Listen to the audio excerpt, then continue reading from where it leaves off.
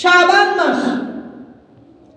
এই শাবান মাস বছরে কয়বার আসে? মাসে বছরে কয়বার আসে? একবার আসে। এই যে আমরা আজকে পবিত্র শাবান মাসের দ্বিতীয় জুমায় আল্লাহ রাব্বুল আলামিন আমাদেরকে এই জুমায় হাজির হওয়ার তৌফিক দান করেছেন, আলহামদুলিল্লাহ। এই পবিত্র শাবান মাসে রাসূল করিম সাল্লাল্লাহু আলাইহি ওয়াসাল্লামের কিছু আমল ছিল। কি ছিল? কিছু আমল ছিল।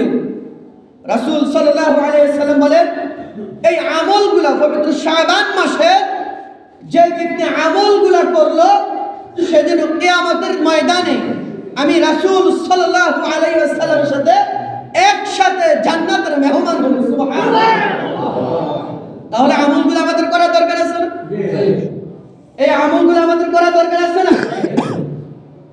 সহিহ হাদিস থেকে যদি আমরা পাই, কোরআন সুন্নাহর আলোকে এই পবিত্র শাবান মাসে রয়েছে 8টি আমল।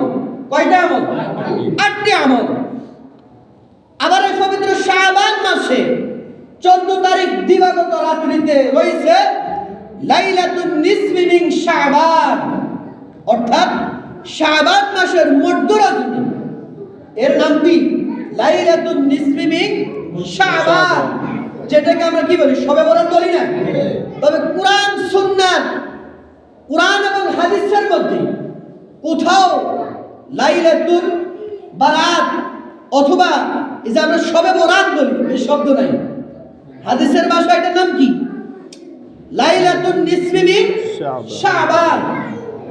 রাসূল সাল্লাল্লাহু আলাইহি ওয়াসাল্লাম হাদিসের মধ্যে বলেন, ইযা কানা লাইলাতুন নিসফি মিন শাবান ফাকুমু লাইলাহা ওয়া সুমু নাহারাহা ফাইন্নাল্লাহা ইয়ানজিলু ফিহা লিগুরুবিশ শামসি ইলাস সামাঈদ দুনিয়া ফায়াকুল আলা মিন মুস্তাগফিরিন ফাগফির লাহু আলা মিন মুস্তারজিকিন ফারযুক লাহু আলা মিন মুবতালান ফাওয়াফিআ আলা কাযা হাত্তা ইয়াতলুআল ফাজর।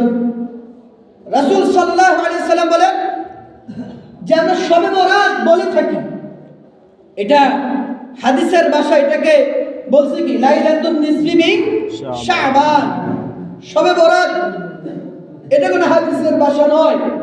হাদিসের ভাষা হচ্ছে লাইলাতুন নিসফি মিন শাবান। এটা হচ্ছে শাবান মাসের মধ্যরাত্রি, অর্থাৎ 14 তারিখ দিবাগত রাত্রিতে, মঙ্গলবার, 3 ফেব্রুয়ারি। কি বার? মঙ্গলবার। রোজ কি বার বলছি? মঙ্গলবার। এই যে আমাদের সামনে আগত রাসূল সাল্লাল্লাহু আলাইহি